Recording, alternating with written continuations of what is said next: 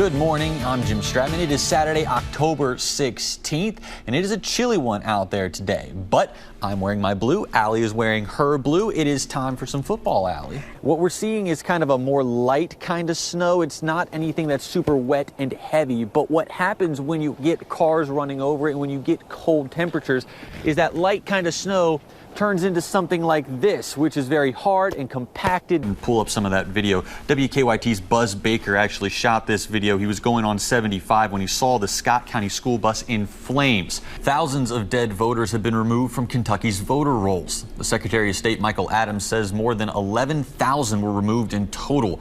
That includes more than 10,000 people who have died. Overall, voter registration declined by more than 5,000. There were 6,600 newly registered voters.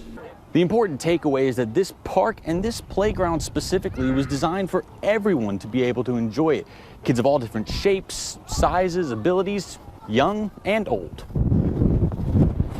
Great. The remains of a Kentucky soldier killed in World War II are finally being laid to rest.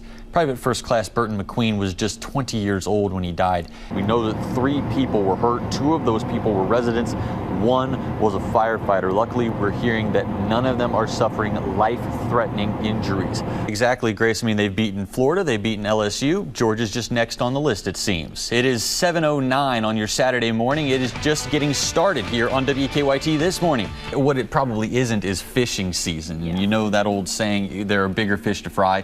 Well, check this out. A marine biologist in Spain couldn't say that this weekend. Go ahead and take a look at this video. The concrete all around the base of this pole is cracked.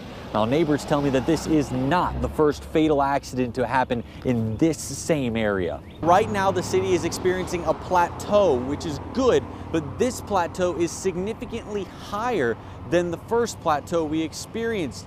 A Clark County fire station is dealing with damage from last week's flooding. The Winchester Fire Department says equipment and personnel have been moved out of Station 2 because of the flood damage.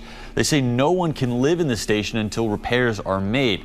The fire department will still continue the same services across the city despite the changes. I've been looking forward to the cool temperatures. It's great football weather, and of course we're wearing our blue today because it is a Catter Day, and appropriately it's also World Cat Day. Sweater weather, Jim. Exactly, and if you haven't checked out Allie's Twitter account yet, she has officially declared it UGG season this morning. You can see the fog enshrouding the Capitol building this morning, making for a very hazy picture. And that's essentially what we have as far as plans for what this special session will bring. Each morning, Dobie Mullins sits on his porch to pray. I go to church every Sunday. I don't miss a Sunday. This morning, he found out that just across the street, his friends needed some extra prayers. I think it's going to be hard. They're going to need somebody to talk to. I hope they make it through this thing they're going through. I hope they get strength to make it through it. Police say early this morning, 40-year-old Terrence Hughes broke into a home on Ohio Street. Family members say a 67-year-old mother and her daughter were home at the time. By the time police arrived, Hughes was dead, and the residents were trying to understand what just happened. It's real sad. It's sad. I see it. They got to be some strong people to stay in that house. No, it ain't nowhere in the world. Mullins says these kinds of things didn't happen on the block in the past, but the violence, it's becoming almost second nature. Sometimes it's hard to go to the store, make your man up to walk to the store, because you don't know what's going to happen. Get shot for nothing. Just go in the store and try to get you a pop or something, man, it's bad. I pray to God, please don't let the world come in. Let the young kids coming up these days have something to do. Give them a chance in life. Mullins says that he's praying for the family. He says that this must be a hard time for them, and he hopes that they'll be able to pull through it. Thank you, Jesus, for watching over my mama, my sisters, and my brothers, Jesus. Jesus, thank you. I'm trying to go over and talk to them every now and then. Try to keep them up, man. Try to keep them up. As the prayer list continues to grow. Praise you. Amen to you, and glorify you, my Father. Glorify. Reporting in Lexington, Jim Stratman, WKYT. The pipes are calling. It's an annual tradition of remembrance. In and down the mountainside. The men and women of the fire service are probably the most selfless people that I've ever met in my life. Family, friends, co-workers. All of them were on hand to remember the fallen. We are gathered here to honor the men and women of Kentucky's firefighting community whose service to the Commonwealth and to us, this service is to families in need of help. In the 20 years since this memorial was created, over 200 names have been added to these walls. Today, 14 more were added. And to the families and friends of these brave souls, I offer my sincerest condolences. Please know that this wall ensures that they will never be forgotten. Governor Andy Beshear spoke about the bravery of firefighters as family members of the 14 most recent additions to the memorial looked on.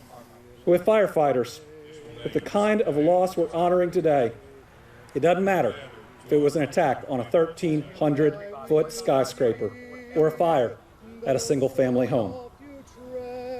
These individuals and our firefighters all across Kentucky and America react the same, answering the call, running into danger to protect us.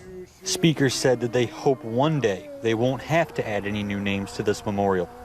But until that day comes, they will continue to honor the memory of the fallen brothers and sisters.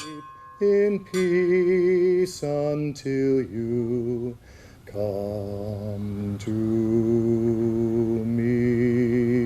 Reporting in Frankfurt, Jim Stratman, WKYT. Relationships can be hard to build and easy to break, but if you're lucky, they can be rebuilt with just a click of a button. I was with the 1st Battalion, 8th Marines, 2nd Marine Division. John Horde III was part of the spearhead during Operation Desert Storm.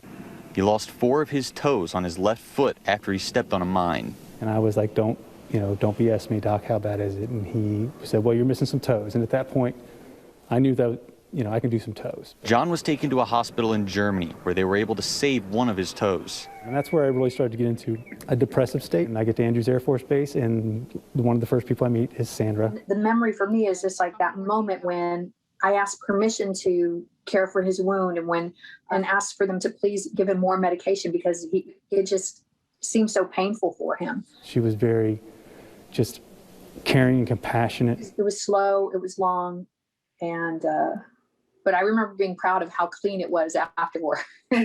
She literally looked like an angel. John would be released, and he and Sandra went about the rest of their lives. In 30 years, the relationship they built in that short stay from a hospital bedside faded into the background, until one day, during virtual learning. I was kind of just sitting there doing some of my work. I finished one of my assignments, was just looking some different stuff up, and one of the things I looked up was John Horde III. I read it, and it was a story I'd never heard before. Tanner reached out to Sandra, and the two began emailing. My son walks in and says, hey, Dad, does the name Sandra Valerio mean anything to you? At first, I thought I was in trouble. He was kind of like, why'd you do that? My first thing was, you shouldn't contact strangers, but then that was so absurd that this person who meant a lot to me in my life, I may have this opportunity to speak with them again or see them again. So they set up a Zoom call. The minute that we saw each other on camera, it was, as I describe it, just pure joy. Hi. And just like that, a relationship 30 years lost, found again in an instant, and reforged for a lifetime. I hope Tanner understands how much joy he's brought to me and my family. Thank you, Tanner. That's all I can say from the bottom of my heart is just thank you. In Scott County, Jim Stratman, WKYT.